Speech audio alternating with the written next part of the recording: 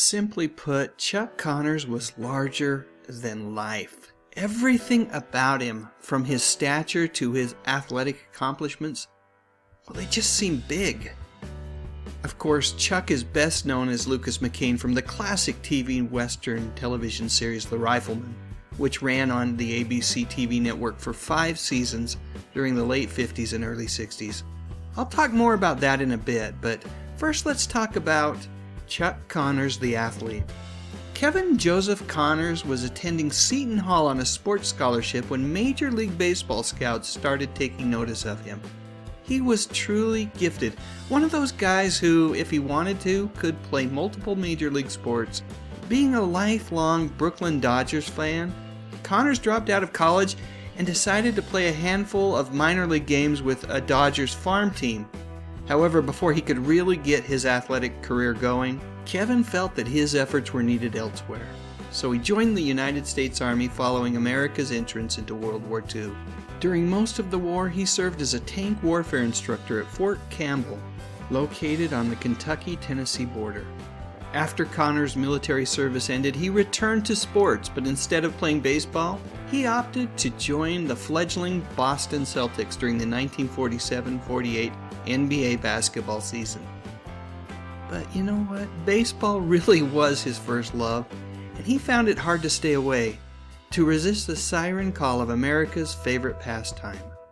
So back to baseball Chuck went. You've noticed that I quit calling him Kevin. That's because Connors never loved his first name, and somewhere along the way, he adopted a new first name. He liked Chuck. It had a sporty sound to it, and he felt like it just fit him better.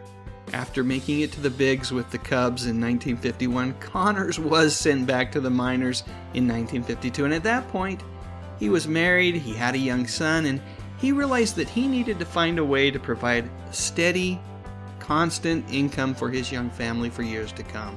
Because of that, Connors decided to make a few phone calls. During his sports career, he had been approached by casting directors many times.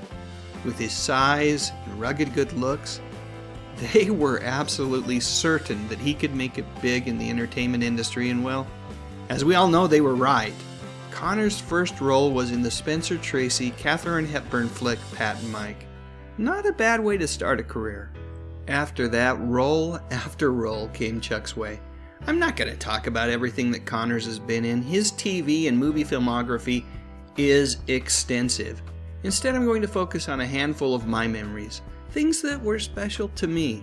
That said, in this collage, there are a bunch of great movies pictured, including Good Morning Miss Dove, Old Yeller, and Flipper. A favorite memory of mine is when Connors guest starred on The Adventures of Superman. Originally airing in 1955, Flight to the North had Connors taking on the role of another guy named Superman. Well, actually, that was his last name on the show. His character's full name was Sylvester J. Superman. Of course, I didn't see this episode until years later when The Adventures of Superman was part of our local UHF television station's daily schedule. And the same is true for The Rifleman. In the 70s, reruns of this show would play on Saturday afternoons, and my dad and I would watch it together. I love this show not only for the well-written stories about the Old West, but because of the father-son relationship between widower Lucas McCain and his young son Mark. And even though I skew more towards science fiction and other fantasy TV shows, to this very day I enjoy watching The Rifleman. Johnny Crawford, the actor who played Mark McCain on the show, has talked at length about the special relationship that he had with Chuck. Unlike the TV show, it wasn't a father and son-like relationship. Crawford had parents, no need for that. Instead, Chuck was his hero, and just like he was for many, for Crawford, his co-star was larger than life, an amazing athlete who would play baseball and basketball with him between shoots. Incredibly kind and always interested in what was going on in Crawford's life. Their friendship would last a lifetime. And as long as we're talking about the kind of guy that Chuck Connors was, I should probably mention that for a number of years, he hosted an annual invitational golf tournament. Proceeds from this event, which took place in Palm Springs, California, went directly to the Angel View Crippled Children's Foundation, whose mission is to enable both youth and adults with various abilities. Alright, let's get back to a couple more memories. Does anyone remember Move Over Darling?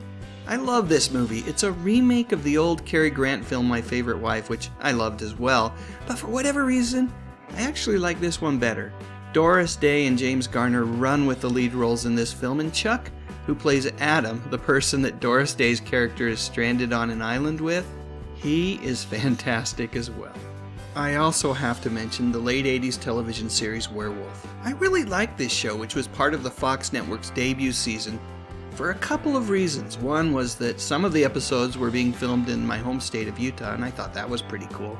But the other was the inclusion of Connors, who starred as an ancient werewolf who had to be killed in order to lift the curse of the main character played by John J. York. I believe this was Chuck's final recurring role on a television series, and sadly there was some contract issues and Connors did not appear in all of the episodes because of that.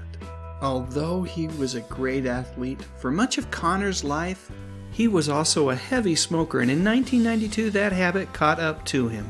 He died on November 10th at Cedars-Sinai Medical Center in Los Angeles at the age of 71 of pneumonia stemming from lung cancer. His passing was mourned by many, but I truly believe that the hardest hit were his 4 kids, who all came from the first of his 3 marriages. I really do love Connor's headstone, which does a great job of capturing the man, his faith, and his accomplishments. But most importantly, right up there at the top, that he was a beloved father. So that's it. One more picture. I've got to go back to the Rifleman. Great show, right up there with Bonanza and Gunsmoke for me. Anyway, please share your memories in the comments section, and while you're at it, I would love a thumbs up if you enjoyed this video, and I would be absolutely honored if you would consider subscribing to my channel. I talk about music, movies, and television, mostly from the 50s, 60s, 70s, and 80s. You know, the good stuff. But most importantly, and as always, thank you so much for watching.